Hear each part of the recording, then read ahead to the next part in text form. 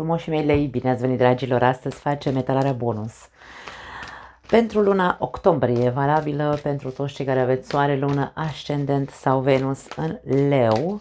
Să vedem care sunt mesajele pe care trebuie să le mai auziți, da, de la aceste minunate cărți de oracol.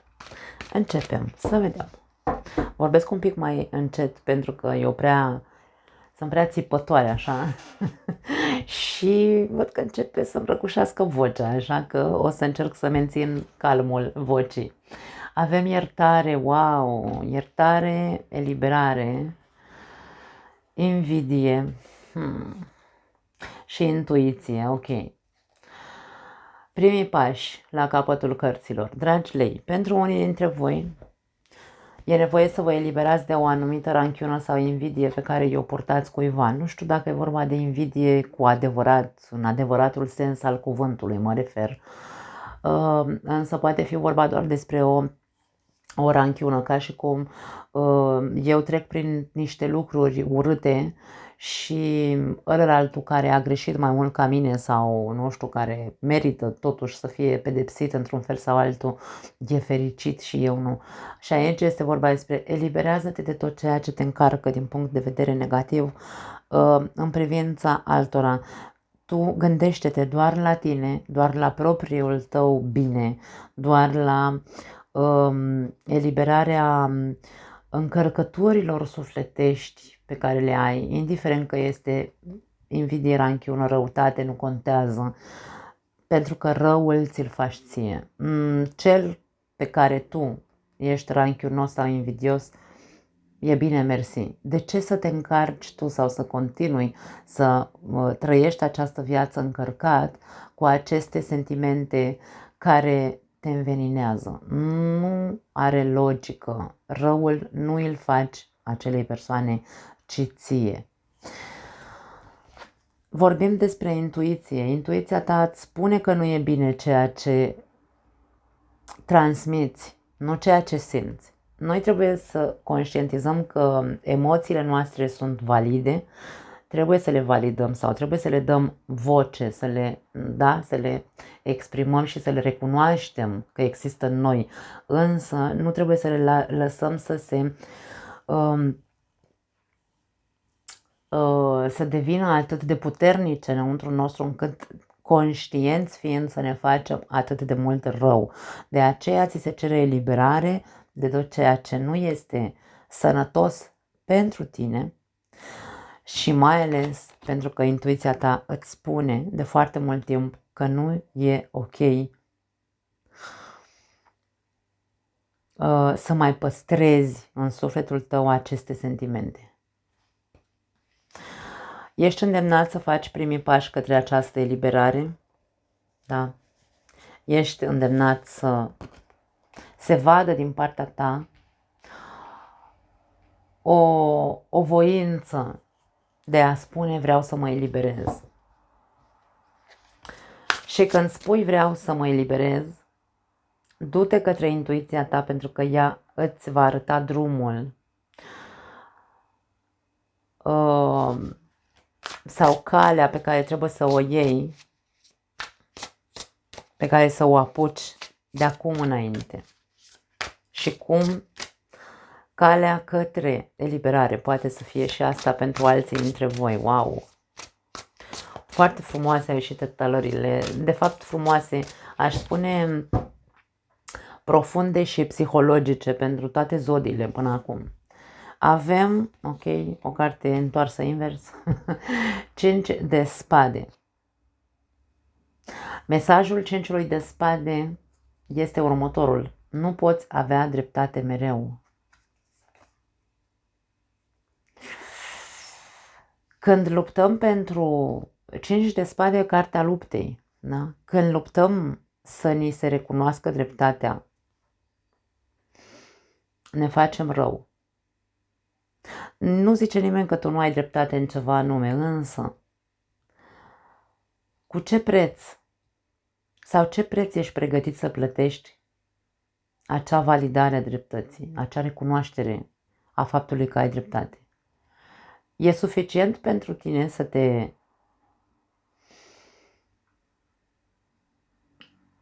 nu neapărat să te mulțumești, dar aș spune să te mulțumești cu faptul că tu știi că ai dreptate. Nu ai nevoie de confirmarea celorlalți. Aici ți se spune că nu poți avea dreptate mereu. Poate fi vorba pentru unii dintre voi că o țineți pe a voastră într-o anumită situație, eveniment care s-a întâmplat în viața voastră și țineți cu dinții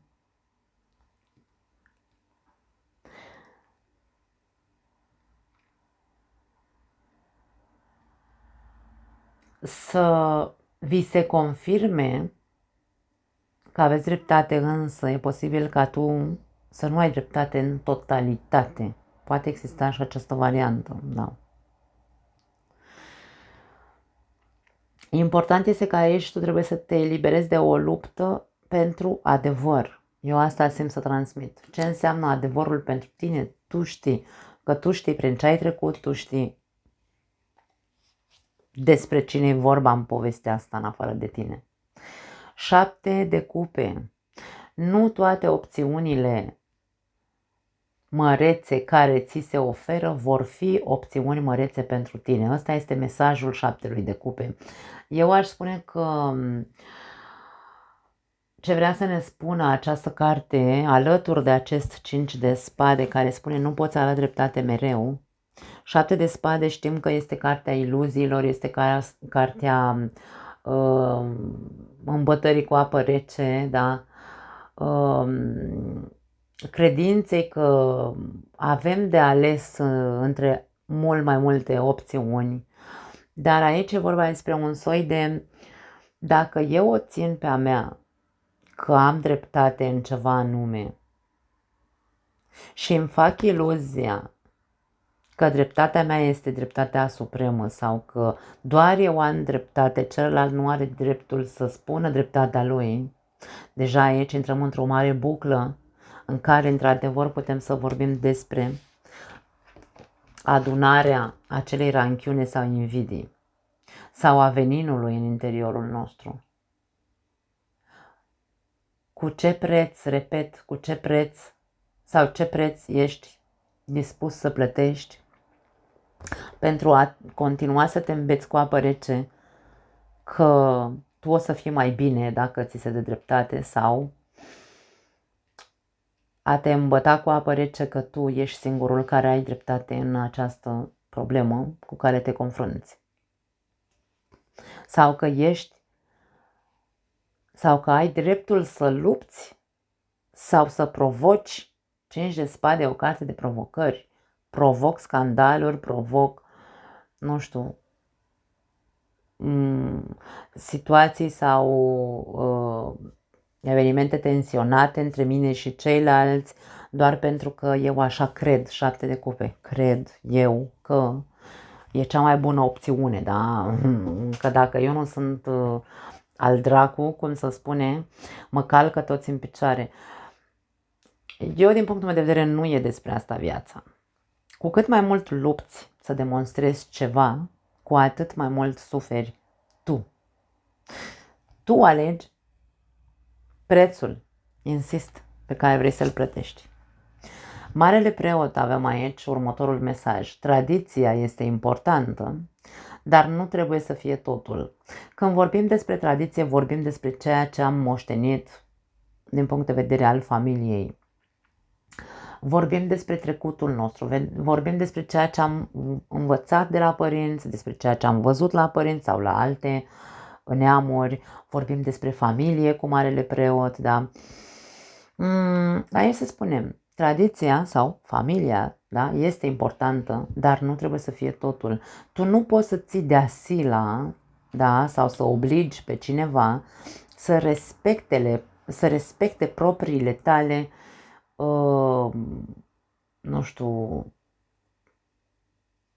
reguli, pentru că marele preot înseamnă reguli, norme, se face așa ca la carte, cum zice Biblia, cum zice popa, cum zice tata, cum zice mama, cum zice, nu știu. Sunt anumite reguli învechite, să le numim așa, pe care putem să le impunem celorlalți. Putem să le impunem celor dragi, atenție, insist, Marele Preot vorbește despre familie. Cei dragi pot fi părinții tăi, frații, neamurile sau familia pe care ți-ai construit-o, soții, soțul, soția, copiii și așa mai departe. Nu îți face iluzii că dacă tu îți vei impune într-un fel sau altul punctul de vedere în fața familiei sau în fața celor dragi, într-un mod violent, da, cu 5 de spade, ținând cu din adânsul să ai dreptate, se va și întâmpla așa. Cred că cel mai ușor este să observi. Tu observă care sunt reacțiile celorlalți când tu încerci să le impui ceva, când tu încerci să le impui un punct de vedere.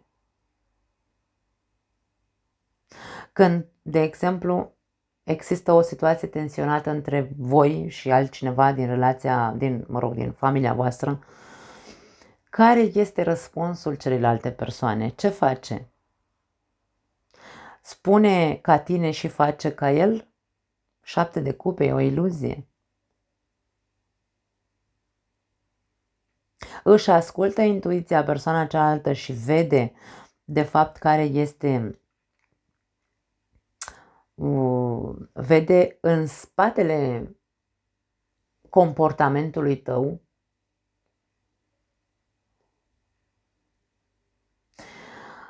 Dacă aici vorbim despre faptul că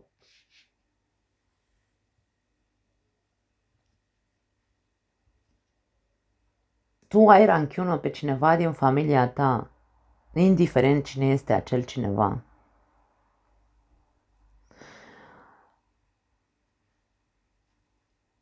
însă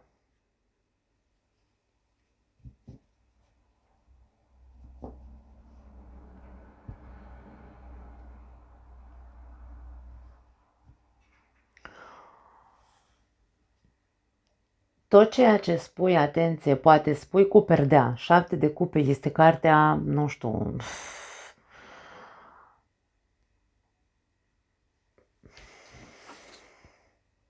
când spunem cartea iluziei, nu ne referim doar la iluzia asta de vis, fantezie și așa mai departe. Poate fi vorba despre,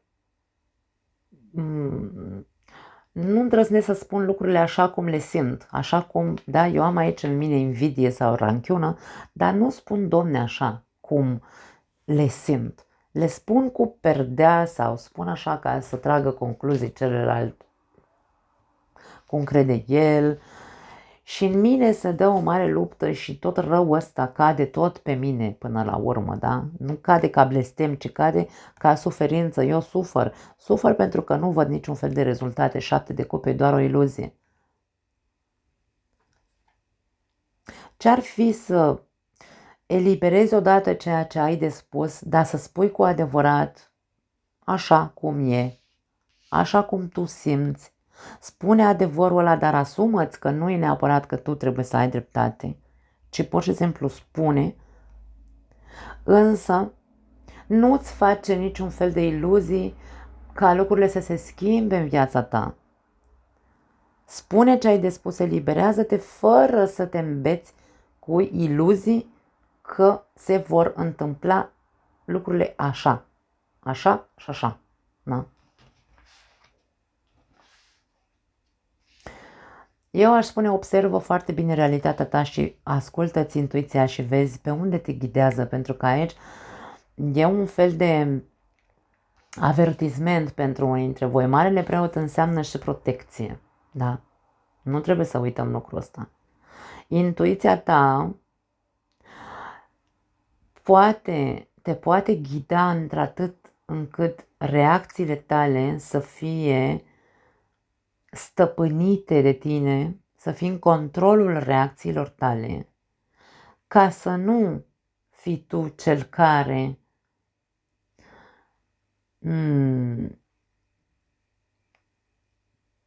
hai să spunem așa, poți distruge Feng Shui-ul familiei, dacă vrei, nu neapărat să distrugi familia, dar distrugi vibe-ul familiei.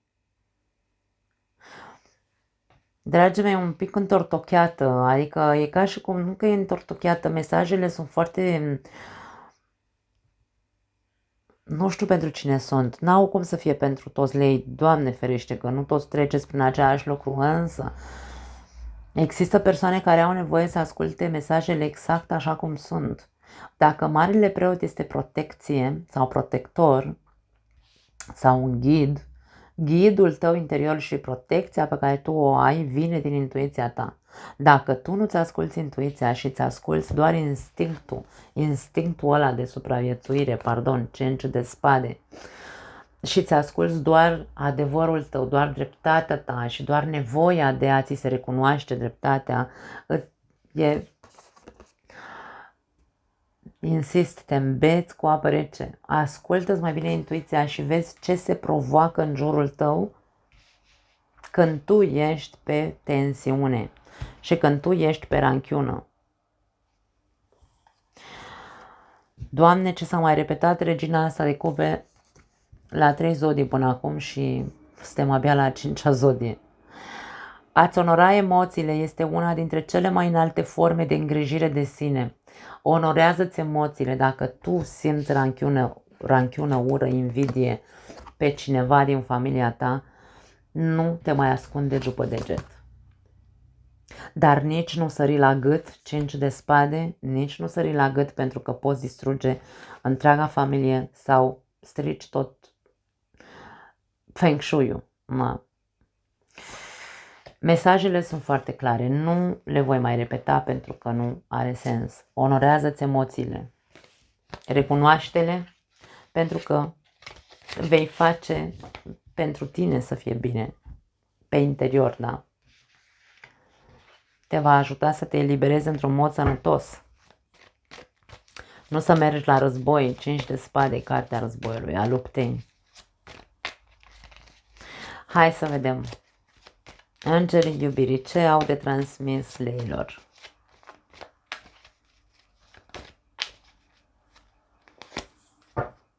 Exprimă-ți iubirea, poftim. Ce-ar fi în loc de...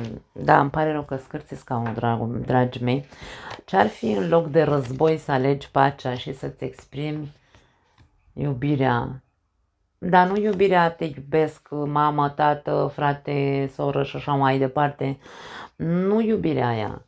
Nu știu, compasiune. Exprimă-te cu iubire, nu cu limba ascuțită. Și ia vezi că poate totuși se schimbă situația. Fă un efort. Da, mesajele sunt extrem de, hai să spunem așa, punctează și insistă în același loc. Și aici avem relație karmică. La capătul cărților, conversație cu inima deschisă, dragii mei. Deci se insistă pe același lucru. Dacă această problemă o aveți în relație, tot ce am spus până acum sunt lupte de putere în relație sau așa, sau te îmbeți cu apă rece în legătură cu relația ta cu partenerul tău de viață. Marele preot spune, tradiția este importantă, dar nu este totul sau nu trebuie să fie totul. Dacă tu ești căsătorită sau, mă rog, vrei să te căsătorești cu partenerul ăsta și tu vezi de fapt că acest partener nu funcționează sau nu sunteți o echipă într-un fel sau altul, ceva se întâmplă între voi, prea multe certuri, nu știu, 7 de cupe poate să fie fantezii, poate, nu știu, ai simțit că te-a mințit sau, da, invidia, la fel, ranchiuna care ai strâns-o în urma evenimentelor care s-au petrecut între voi doi. Nu trebuie neapărat să rămâneți în această relație doar pentru că, vezi, Doamne, mi-am pus pirostriile sau doar pentru că avem 15 ani de când suntem împreună. Nu, aici e vorba despre, ok, se vede sau se confirmă într-un fel sau altul că este vorba despre o relație karmică. Ce înseamnă relație karmică? Karmă înseamnă ori, atenție, avem de rezolvat ceva împreună în această viață, din punctul meu de vedere, da? Sau de-a lungul timpului, noi doi am făcut. Ia uite că a trecut pe aici un manelist cu mașina. Nu știu dacă se aude la voi, cântă manele. Ce tare, mă amuză mereu când aud așa cum trec cu muzica tare, ca în România. Pe de altă parte, relație karmică pentru mine este de-a lungul timpului sau de-a lungul acestei relații am strâns bagaj karmic între noi pentru că nu am fost în stare să vorbim despre lucruri atunci când s-au întâmplat, ci le-am acumulat și de-aia avem ranchiună între noi și relația a devenit una greoaie și avem o karmă de eliberat, avem o karmă de curățat între noi doi sau în această relație. Ca să putem să curățăm o karmă, trebuie să facem eforturi, dragii mei, în primul rând să acceptăm că am strâns împreună bagajele astea, nu doar unul singur, și că trebuie să fim compasivi într-un fel sau altul, da? Să avem compasiune pentru noi. N-am știut să facem lucrurile mai bine sau n-am știut să facem lucrurile la timp. Asta este însă, trebuie să facem eforturi să ne exprimăm blând, să aruncăm odată violența aia la gunoi, pentru că nu ne servește la nimic. Ori ne despărțim pentru că nu avem de ce să mai stăm împreună dacă niciunul dintre noi nu vrea să facă eforturi și nu facem decât să ne tratăm urât unul pe celălalt aici cu invidia asta, poate să fie și asta, da, cu acest mesaj. Însă, eu nu aș spune că e vorba despre despărțire, ci aș spune că este vorba de un soi de trezire. Treziți-vă cu adevărat și începeți să vă deschideți din punct de vedere emoțional și să vă onorați acele emoții și să le spuneți exact așa cum le simțiți, ca celălalt să-și dea seama cât de mult ați ajuns într-un fel sau altul la o limită și de ce sunteți atât de plin de ură, de ranchiună, de ce sunteți tot timpul pe luptă, de ce sunteți tot timpul pe ceartă. Sunt lucruri pe care dacă nu le spui, celălalt nu are de unde să le știe. Comunicarea este prost înțeleasă pentru că lumea crede că dacă vorbește cu partenerul de viață în fiecare zi și spune hei, ce faci tu, cum a fost la muncă, ce ai mai făcut, dar nu vorbesc despre băi, în mine zace aici un 5 de spade, o invidie, o ranchiună, un 7 de cupe, niște emoții din alea de mă uit la tine și vine să-ți dau una în gură și nu vorbesc. Ce ai făcut, iubitule, la muncă astăzi? A fost bine? Ok, ce vrei să papi? Hai să popăm și ne ducem la culcare. Pe bune? Da, mă opresc aici. Nu mai vreau să intru în polemici cu nimeni. Pentru cei singuri,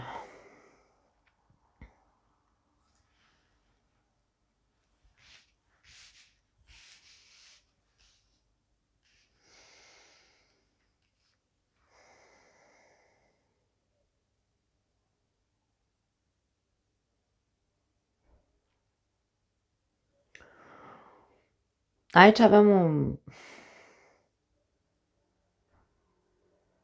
mesajul ăsta cu relație karmică.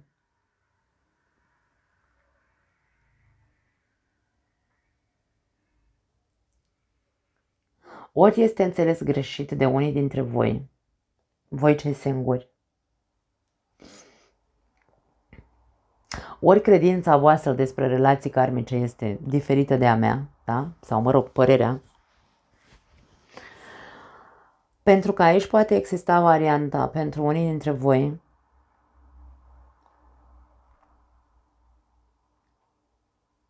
nu știu dacă neapărat a dorinței de răzbunare. Poate fi. Pentru că primul mesaj este iartă. Iartă sau eliberează. Eliberează-te de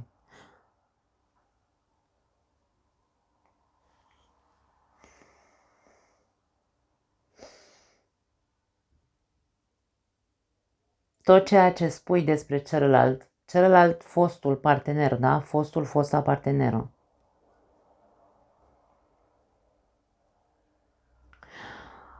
Avem un mesaj de invidie aici care pe mine mă lasă să înțeleg că unii dintre voi ce aveți de iertat de fapt și de eliberat, de renunțat, renunță la a mai crede, la a te mai crede buricul pământului. Așa mi este mesajul, nu știu de ce. Nu știu pentru cine e acest mesaj. Nu ești buricul pământului, nici tu, nici eu și nici nimeni pe această planetă. Suntem oameni și toți avem același rang, purtăm același rang. Nu contează că poate tu ai 5 milioane de euro mai mult decât mine sau 5.000 de facultăți. Eu n-am nicio facultate, însă aici e vorba despre nimeni nu e mai presus decât nimeni la nivel uman.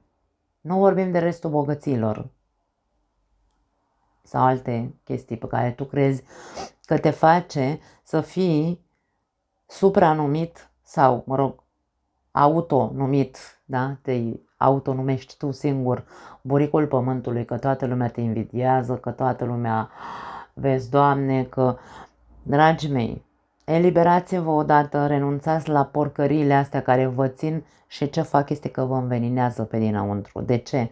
Pentru că aici avem imaginea unei foste relații pe care ai avut-o, care ție ți-a lăsat un venin în tine și un gust amar extrem de mare, din care bei în fiecare zi. 7 de cupe este cartea, hai să spunem, a căderii pe partea cealaltă. Te-ai apucat de băutură sau îți neci veninul în amarul în băutură sau îți bei acel venin de eu sunt buricul pământului și toată lumea mă invidiază și sunt cel mai frumos și cel mai deștept și cel mai... Da, soarele pe cercă, da, soarele guvernează leul. Ieși de acolo pentru că ești plin de venin. Și nu ești capabil, da, nu ești capabil să te deschizi emoțional și te îmbeți singur cu apă rece că ai o grămadă de opțiuni, dar tu nu mai vrei pe nimeni și sunt mesaje care mi ies așa, eu tot ce mi iese, tot ce simt că trebuie să transmit. Nu are cum să fie pentru toți leii. Sunt anumite persoane care trebuie să asculte sau, mă rog, să audă aceste mesaje, persoane care poate, probabil, după aia vor da cu pietre. Mie mi-e indiferent, însă, pentru că veninul nu e în mine și nu mă va păta pe mine, veninul tot în tine va rămâne, dragă leu, cel care vei vrea să arunci cu cuțite în mine, da? Aici vorbim despre eliberează-te odată de acea imagine și apropie-te de adevăr și nu de dreptate, pentru că aici vrei să ai dreptate sau vrei să, cum era vorba aia, vrei să fii fericit. Pentru că aici vorbim despre a te exprima din punct de vedere emoțional, a te apropia de ceilalți, a avea conversații cu inima deschisă, nu cu orgoliu și cu aroganță și cu alte nasuri pe sus. Fă eforturi să înveți, să te deschizi, fă eforturi să ieși, să renunți la acea imagine, autoimagine pe care ți-ai creat-o despre tine. Ce-ți spune intuiția ta? Că relațiile nu sunt importante, că relațiile tradiționale sunt, nu știu, te leagă la mâini și la picioare, se transformă în cine știe ce karmă. Ce spui despre relații? Pentru că aici e vorba despre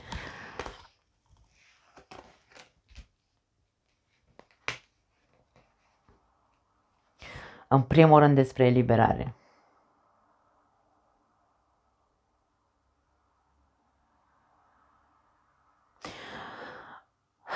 Recunoașteți veninul. Îmi vine un alt mesaj pentru alții dintre voi. Arată că îți pasă de tine, dar nu într-un mod mă autoproclam. Da? Nu știu dacă e corect în românește, din nou inventez cuvinte. Regele regilor. Nu. Leul trebuie să învețe în primul și în primul rând smerenia, da. Trebuie să-și cunoască lungul nasului și să accepte că suntem egali. Chiar dacă tu te crezi un rege, ei bine, nu toți cei din jurul tău sunt sclavi.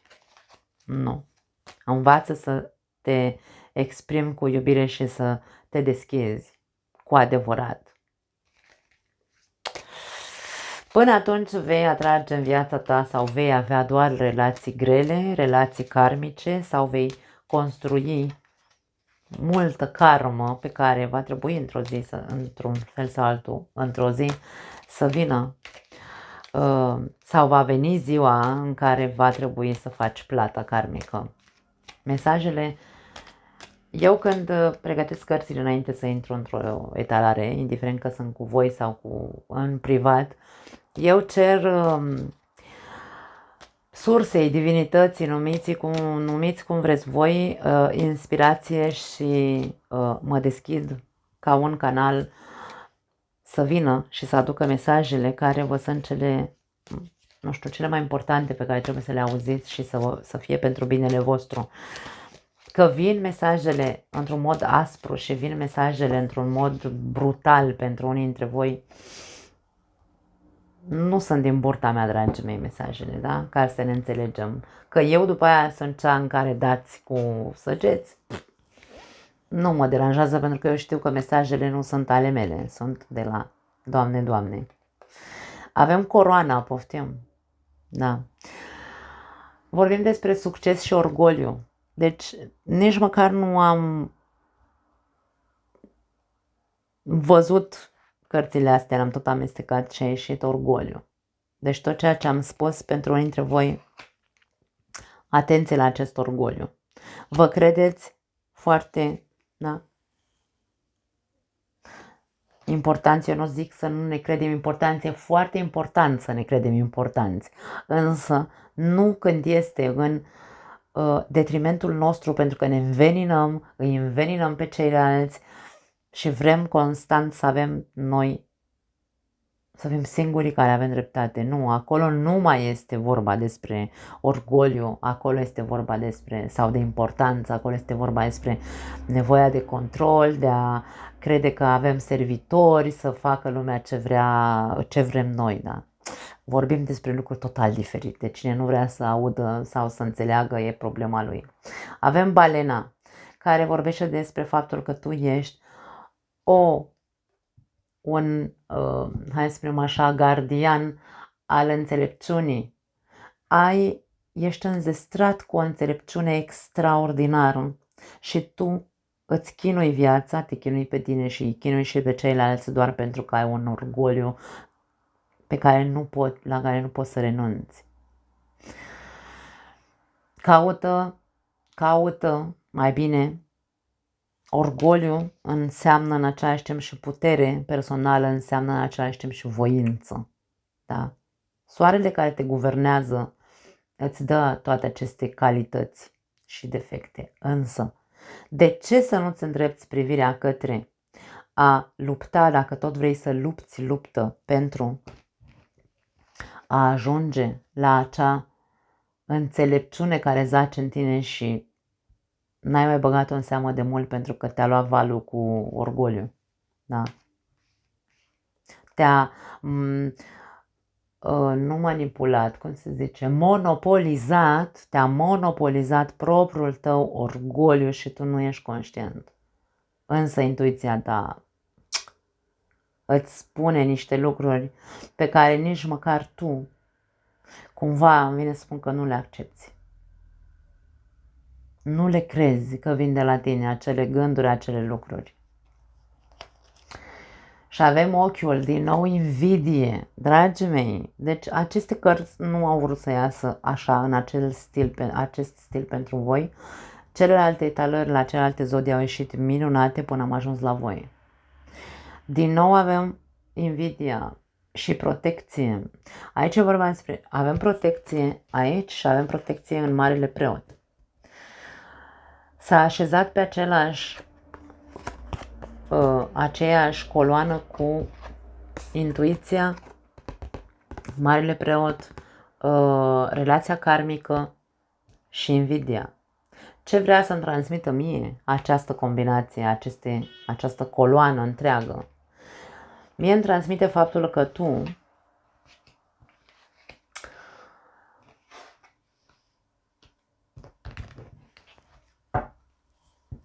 simți și știi că într-un fel sau altul ești protejat, cineva acolo sus te iubește și crezi că vei fi absolvit într-un fel sau altul, îmi vine să zic, de păcate, pentru că tu ai dreptatea ta, pentru că în tine s-a întipărit și te monopolizează acel orgoliu care îți spune nu mă las până când nu voi face dreptate sau nu mă las până când nu mi se recunoaște că am avut dreptate. Nu ai nevoie de tot acest venin, insist să spun. Când ești în sentimente de invidie sau de ranchiună, protejează-te tu de tine, pentru că răul, insist, îl faci ție. Deci aici e vorba de, ia-ți un amulet din ăla, nu știu dacă e corect în românește, da? Și puneți-l, nu știu, ia-ți un ochi din ăla, cum se zice, de ochi sau habar n-am, ia-ți-l și puneți-l pe tine, înconjoară-te cu de-astea să te protejezi împotriva ta. Nu pot să spun altceva, îmi pare rău. Avem cățelul la capătul cărților care vorbește despre loialitate. Loialitate și determinare. Ești loial cu celălalt, cu adevărat. Ești loial față de tine. Ești sincer cu tine. Ești conștient de tot răul ăsta pe care ți-l faci. Tu știi. Nu cere loialitate când tu nu ești loial. Atenție, un alt mesaj pentru alții dintre voi. Nu poți să impui cuiva, da? Nu poți avea dreptate mereu. Nu poți să impui cuiva să-ți fie loial când tu nu dai dovadă de loialitate și de sinceritate. Îmi pare rău, dragii mei. Na, asta e. Hai să vedem ultimele mesaje pentru voi.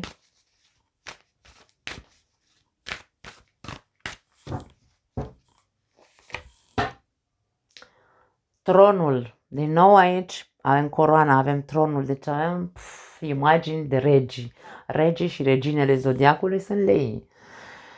Însă aici ce spune, potențialul tău este infinit. E ca și cum potențialul tău e mult mai mare decât porcăria pe care, veninul pe care îl bei în fiecare zi. Potențialul tău este infinit, dragă leu, dragă leoaică. Trezește-te și eliberează-te de toate acele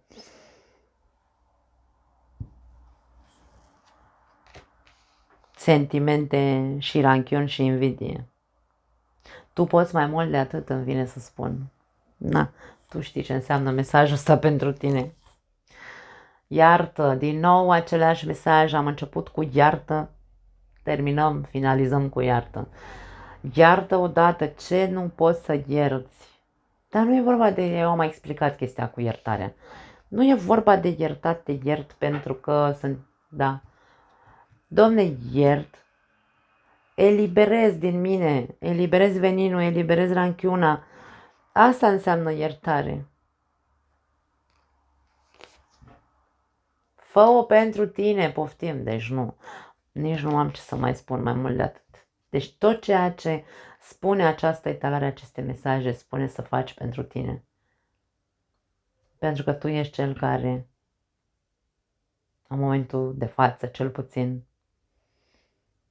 atenție să nu vă îmbolnăviți. Dacă nu v-ați îmbolnăvit deja, atenție. Ceea ce se vede aici ne arată o persoană apatică, Vreau să mă apropii, nu știu dacă reușesc. De așa. Uitați-vă la privirea acestei persoane. Da? Ce vedeți acolo? Puneți pauză și uitați-vă.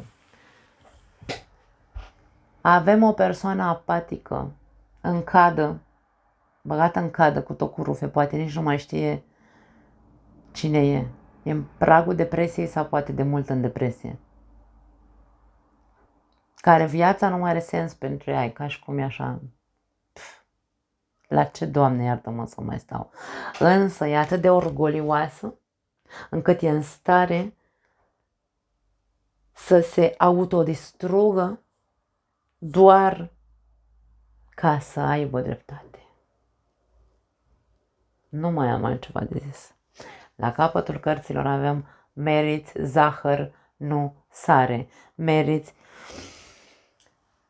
să trăiești ca un om sănătos pe această planetă. Nu să te alimentezi și retroalimentezi cu veninul care se află în tine. Nu mai am altceva de spus. Wow! Nu mă așteptam la o uitare de genul ăsta, nu mai am altceva, dragii mei. Vă pup, ne vedem data viitoare. Ciao!